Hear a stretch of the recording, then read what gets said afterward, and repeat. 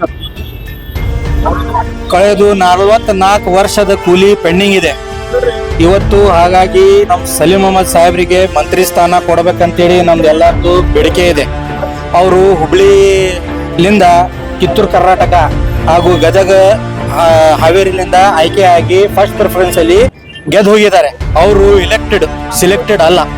ಹಾಗಾಗಿ ಅವರಿಗೆ ಮಂತ್ರಿ ಸ್ಥಾನ ಕೊಡಬೇಕಂತೇಳಿ ಇವತ್ತು ನಿಮ್ಮ ಮುಖಾಂತರ ನಾವು ಹೈಕಮಾಂಡ್ ಆಗಲಿ, ನಮ್ದು ಪಕ್ಷದ ಮುಖಂಡರಾಗಲಿ, BK ಹರಿಪ್ರಸಾದ್ ಅವರಾಗಲಿ, DK ಶಿವಕುಮಾರ್ ಅವರಾಗಲಿ, ಸಿದ್ದರಾಮಯ್ಯ ಸಾಹೇಬರಾಗಲಿ, ಈ ಒಂದು ಹಿಂದೆ ಉಳಿದಂತ ಸರ್ಕಾರ, ಇದು ಅಲ್ಪಸಂಖ್ಯಾತ ಸಮಾಜ, OBC ಎಲ್ಲ ಜಾತಿಗೆ ಸಂಬಂಧ ಇರುವಂತ ಸರ್ಕಾರ ಇದು. ಹಾಗಾಗಿ ಅವರಿಗೆ 44 ವರ್ಷ ಏನು ಅವ್ರ ಪಕ್ಷಕ್ಕೆ ದುಡಿದಿದ್ದಾರೆ ಅದರ ಕೂಲಿಯನ್ನು ಕೊಡಬೇಕು. ನಮಗೆ 22 ವರ್ಷ ಆಯ್ತು. ಕಳೆದ 22 ವರ್ಷದಿಂದ ಇಲ್ಲಿ ನಮ್ಗೆ ರಿಪ್ರೆಸೆಂಟೇಷನ್ ಇಲ್ಲ ಮೈನಾರಿಟಿಗೆ. ಅವರಿಗೆ ಇಲ್ಲಿಂದ ಸಚಿವ ಮಾಡಿ ಆಯ್ಕೆ ಮಾಡಿ ಕಳಿಸ್ಬೇಕು. ಅವ್ರಿಗಿನ ಸಚಿವ ಸ್ಥಾನ ಕೊಳ್ಳೇಬೇಕಂತೇಳಿ ನಾವು ಇವತ್ತು ನಿಮ್ಮ ಮುಖಾಂತರ ಮನವಿಯನ್ನು ಹೈಕಮಾಂಡಿಗೆ ಮಾಡ್ತಾ ಇದ್ದೀವಿ. 4 ಜನ 5 ಜನ ಸಚಿವ ಸ್ಥಾನದ ಆಕಾಂಕ್ಷಿಗಳು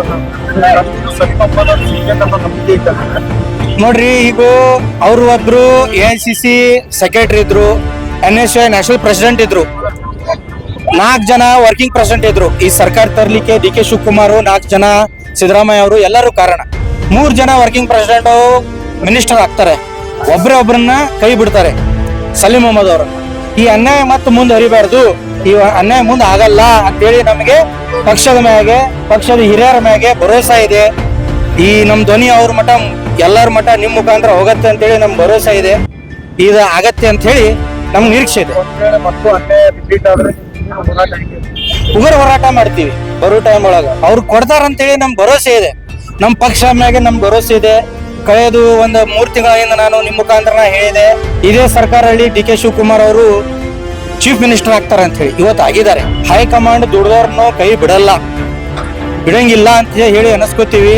ಅವ್ರನ್ನ ಮಂತ್ರಿ ಮಾಡ್ತಾರಂತೇಳಿ ನಮ್ಗೆ ನಿರೀಕ್ಷೆ ಇದೆ. ನನ್ನ ಹೆಸರು ಶಾಜಮಾನ್ ಮುಜಾಹಿದ್. ನಮ್ಮ ಅಲ್ಪಸಂಖ್ಯಾತರಿಗೆ ಇದಕ್ಕೆ ಅನ್ಯಾಯ.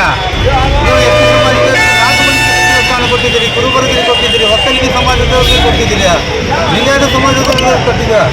ಹಾಗೆಯೇ ನಮ್ಮ ಅಲ್ಪಸಂಖ್ಯಾತ ಸಮುದಾಯ ಅವರು 100ಕ್ಕೆ 100% ವೋಟಿಂಗ್ ಮಾಡಿ ಇಲ್ಲಿ ಕಾಂಗ್ರೆಸ್ಗೆ ಅಧಿಕಾರಕ್ಕೆ ತಂದಿರುವ ಕಾರಣ 2028ರಲ್ಲಿ ಮತ್ತೆ ಕಾಂಗ್ರೆಸ್ಗೆ ಅಧಿಕಾರ ಬರುವ ನಮಗೆ ವಿಶ್ವಾಸವಿದೆ. ಆ ಸಲುವಾಗಿ ನಮ್ಮ ಅಲ್ಪಸಂಖ್ಯಾತ ಸಮುದಾಯದ ಸಲೀಂ ಅಹಮದ್ ಸಾಹೇಬರಿಗೆ ಕಿತ್ತೂರು ಕರ್ನಾಟಕದಿಂದ ಕನಿಷ್ಠ 22 ವರ್ಷ ಆಯಿತು ನಮ್ಮ ಮುಸ್ಲಿಂ ಸಮುದಾಯಕ್ಕೆ ಯಾವ ಸಚಿವ ಸ್ಥಾನ ದೊರೆತಿಲ್ಲ. ಆ ಕಾರಣಕ್ಕಾಗಿ ನಮ್ಮ MLC ಸಲೀಂ ಅಹಮದ್ ಸಾಹೇಬರಿಗೆ ಕಿತ್ತೂರು ಕರ್ನಾಟಕದಿಂದ ಸಚಿವ ಸ್ಥಾನ ಎರಡನೇ ಲಿಸ್ಟ್ನಲ್ಲಿ ಇದೆ ಅಂತ ನಮಗೆ ವಿಶ್ವಾಸವಿದೆ, ನಂಬಿಕೆ ಇದೆ.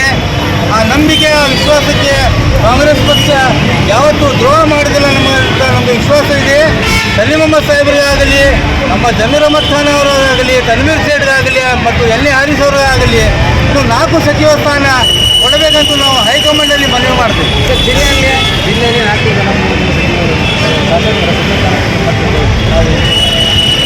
ನೋಡಿ ಸರ್, ಜಿಲ್ಲೆಯಲ್ಲಿ 4 ಆಗಲಿ 3 ಆಗಲಿ ಸಚಿವ ಸ್ಥಾನಕ್ಕೆ ಪಟ್ಟು ಹಿಡಿದಿದ್ದಾರೆ. ಆ ಕಾರಣಕ್ಕಾಗಿ ನಮ್ಮ ಸಮುದಾಯಕ್ಕೆ ಒಂದೇ ಸಚಿವ ಸ್ಥಾನ ಕೊಟ್ಟಿದ್ದಾರೆ UT ಖಾದರ್ ಅವರಿಗೆ. ಮತ್ತು ನಮ್ಮ ಸಮುದಾಯ ಹಿರಿಯ ನಾಯಕರು ನಾವು ಪಕ್ಷಕ್ಕೆ ಎಷ್ಟು ಬೆಂಬಲ ನೀಡ್ತೇವೆ, ಅದೇ ಥರ ನಮ್ಮ ನಾಯಕರಿಗೆ ಅಷ್ಟೇ ನಾವು ಬೆಂಬಲ ನೀಡ್ತೇವೆ. ನೀವು ನಮ್ಮ ನಾಯಕರಿಗೆ ಸಚಿವ ಸ್ಥಾನ ಕೊಡ್ತೀರಿ. ಮುಂದೆ ಬರುವ 2028ರಲ್ಲಿ ಮತ್ತು ನಾವು ಕಾಂಗ್ರೆಸ್ಗೆ ಅಧಿಕಾರಕ್ಕೆ ನಾವು 100ಕ್ಕೆ 100% ವೋಟ್ ಮಾಡಿ ಅಧಿಕಾರ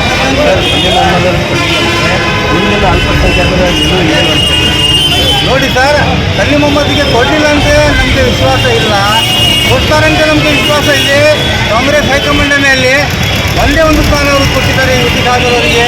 ಕಾಂಗ್ರೆಸ್ ಪಕ್ಷ ಅಲ್ಪಸಂಖ್ಯಾತರಿಗೆ ಆ ಥರ ಅನ್ಯಾಯ ಮಾಡುವುದಿಲ್ಲ ಅಂತ ನಮಗೆ ನಂಬಿಕೆ ಇದೆ, ವಿಶ್ವಾಸ ಇದೆ. ಸಲೀಂ ಅಹಮದ್ ಸಾಹೇಬರು ದಾವಣಗೆರೆ ಉಪಚುನಾವಣೆಗೆ ಬಳಸ್ಕೊಂಡ್ರ? ಸಲೀಂ ಅಹಮದ್ ಸಾಹೇಬರು ನಮ್ಮ ದಾವಣಗೆರೆ ಉಪಚುನಾವಣೆಯಲ್ಲಿ ಸಮರ್ಥ ಗೆಲುವಿಗೆ ಅವರೇ ಕಾರಣ. ನಮ್ಮ ಸಾದಿಕ್ ಪೈಲ್ವಾನ್ ಅವರಿಗೆ ಅದು ನಾಮಿನೇಷನ್ ಹಿಂದೂಗಳಿಗೆ ಅವರೇ ಕಾರಣ. ಪೂರ ಮುಸ್ಲಿಂ ಸಮುದಾಯವರಿಗೆ ಒಗ್ಗಟ್ಟು ಮಾಡಿ ಅಲ್ಲಿ ಸಮರ್ಥ ಶಾಮೂರ್ ಅವರಿಗೆ ಗೆಲ್ಲುವ ಬಹಳ ಕಷ್ಟಪಟ್ಟು ಗೆಲ್ಲುವ ಕಾರಣಕ್ಕಾಗಿ ಸಲೀಂ ಅಹಮದ್ ಅವರಿಗೆ ಕಾರಣ. ಮತ್ತು ಅವರು ದಾವಣಗೆರೆ ಉಪಚುನಾವಣೆ ಗೆಲ್ಲಿಸಿಕೊಟ್ರು ಕೂಡ ಮೊದಲನೇ ಸ್ಥಾನದಲ್ಲಿ ಸಚಿವ ಸ್ಥಾನಕ್ಕೆ ಅವರು ಸಿಗಬೇಕು ಪಟ್ಟಿಗೆ ಯಾಕೆ ಬರಲಿಲ್ಲ? ಮೊದಲನೇ ಸ್ಥಾನದಲ್ಲಿ ಅವರಿಗಿಂತ ಹಿರಿಯರಾದ ಯುಟಿ ಖಾದರ್ ಅವರು ಇದ್ದಾರೆ, ನಮ್ಮ ಸತೀಶ್ ಜಾರಕಿಹೊಳಿ ಅವರು ಇದ್ದಾರೆ, ಮತ್ತು ನಮ್ಮ ಡಾಕ್ಟರ್ ಸಿ ಪರಮೇಶ್ವರ್ ಇದ್ದಾರೆ, ಪ್ರಿಯಾಂಕ ಖರ್ಗೆ ಅವರು ಹಿರಿಯರ ನಾಯಕರೇ ಇದ್ರು. ಇವರು ಹಿರಿಯರ ನಾಯಕರು. ಇವರು 44 ವರ್ಷದಿಂದ ಸತತವಾಗಿ ಕಾಂಗ್ರೆಸ್ಗೆ ತಮ್ಮ ದೇಣಿಗೆ ಕೊಟ್ಟಿದ್ದಾರೆ. ಇವರಿಗೆ ನಾವು 2ನೇ ಪಟ್ಟಿಯಲ್ಲಿ ಸಚಿವ ಸ್ಥಾನ ಸಿಗುತ್ತೆ ಅಂತ ನಮಗೆ ನಂಬಿಕೆ ಇದೆ ಮತ್ತು ವಿಶ್ವಾಸ ಇದೆ. ನನ್ನ ಹೆಸರು MKS ಖಾದರ್, ನಾವು ಕಾಂಗ್ರೆಸ್ ಕಾರ್ಯಕರ್ತರು.